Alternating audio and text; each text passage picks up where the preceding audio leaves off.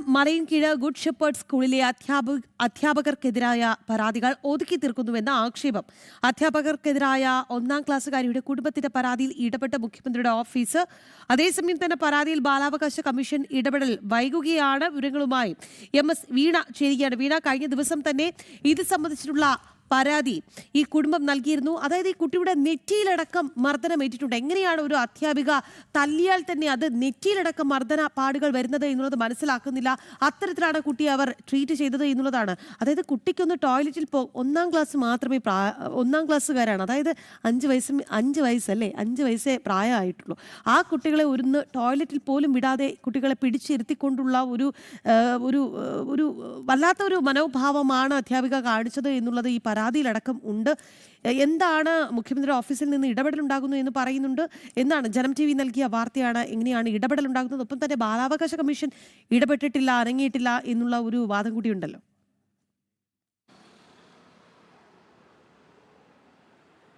രാഖി വിനോദ, കഴിഞ്ഞ ദിവസം തന്നെയാണ് ഈ ഒരു വാർത്ത പുറത്തു വന്നത്. മലയൻകീഴിലെ ഗുഡ് ഷെപ്പേർഡ് സ്കൂളിലെ 1-ാം ക്ലാസ് വിദ്യാർത്ഥിനി 5 വയസ്സോ അല്ലെങ്കിൽ 6 വയസ്സോ, വളരെ ചെറിയ പ്രായമാണ്.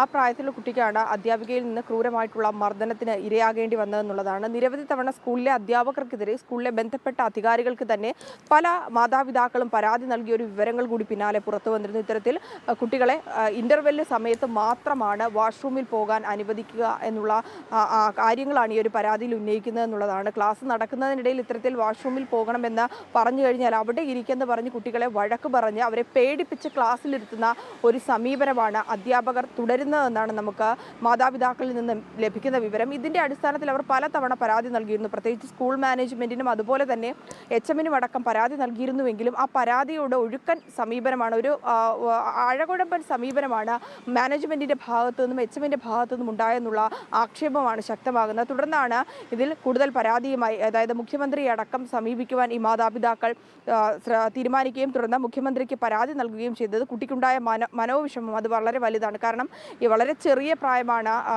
വീട്ടിൽ നിന്ന് മാറി വളരെ കുറച്ച് ദിവസങ്ങളെ ആകുന്നുള്ള ആ പുതിയ ശീലങ്ങളിലേക്കൊക്കെ കുട്ടികൾ ഇടപഴകി വരുന്നത്. സ്വാഭാവികമായും നഴ്സറികളിലൊക്കെ ഉച്ചയ്ക്ക് ഉറങ്ങുവാനും മറ്റും സൗകര്യങ്ങളൊക്കെ ഉണ്ടാകുമ്പോൾ സ്കൂളുകളിൽ ചെല്ലുമ്പോൾ ആ ക്ലാസിൻ്റെ രീതിയിലാണെങ്കിലും സമയക്രമത്തിലൊക്കെ ആണെങ്കിലും വലിയ തരത്തിലുള്ള മാറ്റമുണ്ട്. കുട്ടികൾ അതുമായി ബന്ധപ്പെട്ട് ഇടപഴകേണ്ടി വരുന്നുണ്ട്.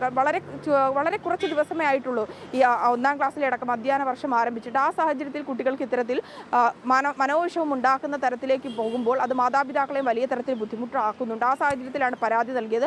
ഇതിന് പിന്നാലെ തന്നെ കഴിഞ്ഞ ദിവസം മറ്റൊരു ക്ലാസ്സിലെ 1-ാം ക്ലാസ്സിലെ തന്നെ മറ്റൊരു വിദ്യാർത്ഥികളും ഇത്തരത്തിൽ മാതാപിതാക്കളും പരാതി നൽകിയെന്നുള്ള വിവരങ്ങൾ കൂടി പുറത്തു വരുന്നുണ്ട്. ഇതേ സമാനമായിട്ടുള്ള സാഹചര്യത്തിൽ തന്നെയാണ് വാഷ്റൂമിൽ പോലും പോകാൻ ഇന്റർവെല്ല് സമയത്ത് മാത്രമേ പോകാവൂ എന്നുള്ള കർശന നിർദ്ദേശം നൽകുന്നതാണ് കുട്ടികളെ ബുദ്ധിമുട്ടിലാക്കുന്നത് എന്നുള്ളതാണ് വിവരം. എന്തായാലും ഇവർ സ്വീകരിക്കുന്ന ഈ ഒരു, അതായത് മാനേജ്മെന്റും സ്കൂൾ HM-ഉം ഒക്കെ സ്വീകരിക്കുന്ന ഈ ഒരു മനോഭാവത്തിൽ മുഖ്യമന്ത്രിയുടെ ഓഫീസിൽ നിന്നും മുഖ്യമന്ത്രിയുടെ ഇടപെടൽ ഉണ്ടാകും എന്നുള്ളൊരു വിവരങ്ങൾ കൂടിയാണ് ഈ സാഹചര്യത്തിൽ പുറത്തു വരുന്നത്.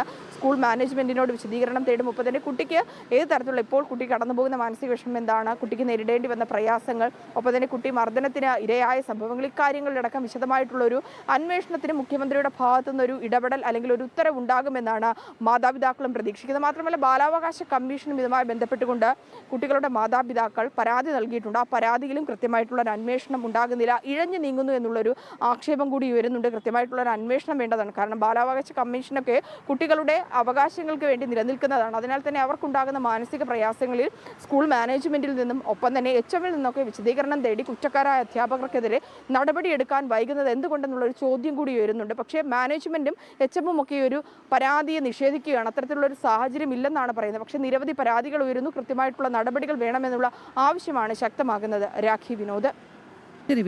കൃത്യമായൊരു നടപടി ഈ വിഷയത്തിൽ അനിവാര്യമാണ്. അത് തന്നെയാണ് കുടുംബം ആവശ്യപ്പെടുന്നത്. പരാതി നൽകിയിട്ടുണ്ട്. ഇനി ഇടപെടൽ നടത്തേണ്ടത് അധികാരികളാണ്, അല്ലേ? അതെ, അങ്ങനെ തന്നെയാണ്. വീണയാണ് വിവരങ്ങൾ നൽകിയത്.